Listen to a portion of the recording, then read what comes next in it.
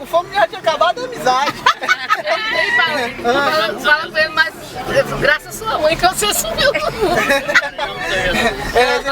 Se fosse pra Dona Gel aí, nós já tava em casa. Dá licença botar o cinto aqui pra sair?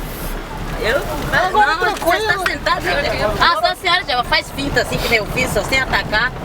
Agora é mais tranquilo, na entrada de manhã que é mais perigoso, alguma hora dessas não acredito que a gente vai dar essa sorte não.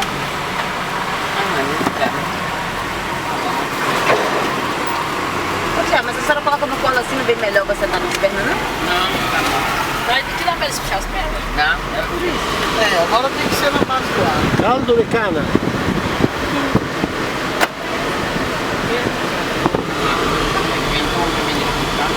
Ecco il grande Brasile e un Napolis.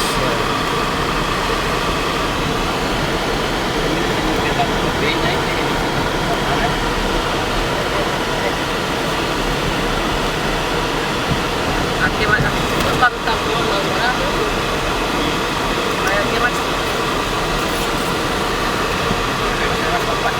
Aqui tem mais gente, é mais tranquilo. Opa! Lá perto. Lá do Cabral, pra lá. Você já ficou lá pra cá? Os vidros tá fechado, já. Não vê não? Não, o que tá de fora, não tem que tá cá dentro. E fala que se gosta de pegar ônibus aqui, onde é que vai deixar de pegar ônibus lá no. Aqui? Onde de acordo pra ficar aqui nesse bafafá? Nesse calor, O dia que a Mila tava que matou o oi pertinho dele. Oi? Mentira? Sim, pertinho dele. Colocaram o serviço lá. Isso tá aqui? Eu não sei que vou pegar o galinho posto aqui, onde a banca. Ô mãe, e o ovo marrom tá doido? Tira esse ovo do meu negócio. De menor, porque o moleque vai. E aí tem ação. Tá aí.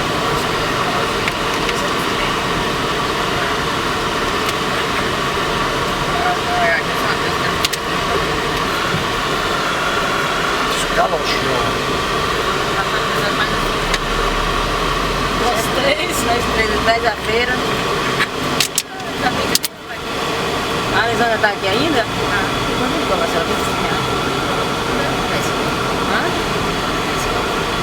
Pulizia de Páscoa. Ah.